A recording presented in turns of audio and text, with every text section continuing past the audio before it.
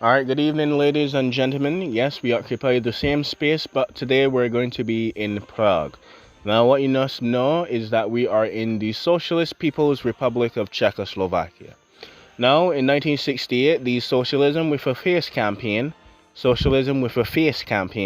was directed by Alexander Dubček. Now, Dubček was the premier of the Socialist Czechoslovakia. Now, but communists or the USSR did not like it, and in 1968 invaded with other Warsaw Pact members to put down the Prague Spring of 1968.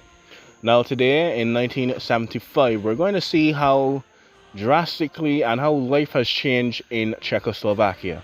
From one of the most liberal and pro-Western-ish countries, like socialism with a human face, it wasn't totally Western, but it wasn't totally authoritarian Stalinist, has become one of the most Stalinist, repressive regimes, anti-American regimes in all of the Eastern Bloc. Now today we're pretty much going to go on the road in Prague and see the situation of the Soviet Union and the Warsaw Pact country members, especially with Gustav Huska in control of Czechoslovakia now. At least Alexander Dubček was not killed like he would have been in 1954 or even as early as 1951. But with that being said, today we're just going to go into Czechoslovakia today.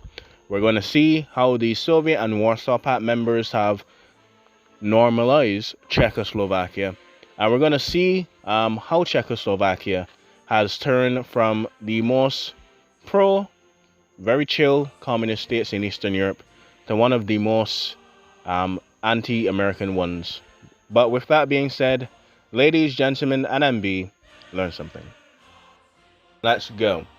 Normalizing Prague, the 12th of August 1975.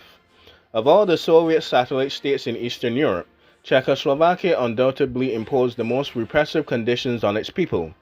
The secret police keeps the populace under intensive security.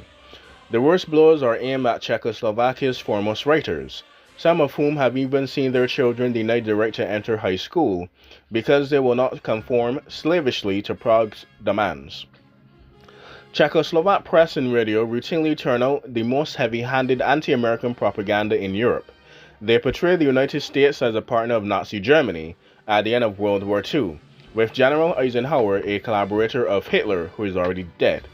The role of the American army to help to liberate Czechoslovakia in 1945, a liberation in which 1,500 Americans died, is never mentioned, while there is unceasing and nauseating tributes to the Soviet army as the sole instrument of Czech liberation from the Nazis in World War II.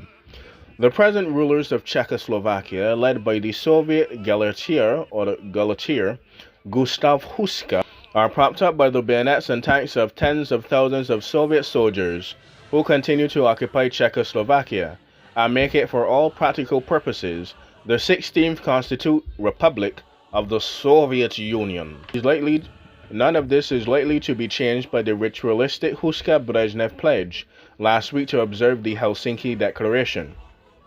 Under the Ford administration, flabby interpretations of détente, all of the many unsavory aspects of Czechoslovakia, must be ignored in the interest of full normalization of relations with Prague. The sole barrier to any immediate move by Washington to give Prague 18 tons of Czechoslovak gold held since World War II, along with access to American credit and the like, is the refusal of some American businessmen, to accept as part of the projected deal only a fraction of the value of assets which were confiscated in that country a generation ago.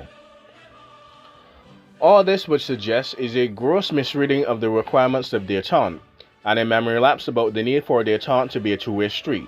There is no need to hurry about the full normalization, while hate America propaganda is routine in Czechoslovakia, and a Stalinist type of tyranny oppresses Czechs and Slovaks alike. When there are serious signs of real normalization in Czechoslovakia, then Washington can give serious thought to normalizing relations. The economic issues involved here are insignificant from the national point of view. The central question are the decency and the morality and the lack of need, say the least, for unseemingly hastefully in full acceptance of the most repulsive regime among the Soviet satellites of Eastern Europe. And with that, that is the Czechoslovak and normalizing Prague after the Prague Spring of 1968. Right, there we go. Anyway, I do hope you enjoyed. I do hope you learned something from that very short one, which was almost like 10 minutes the last time. But apparently, when you do it nice and slow, and you do it pretty well, and you know all the words anyway, 5 minutes is pretty much the thing to go.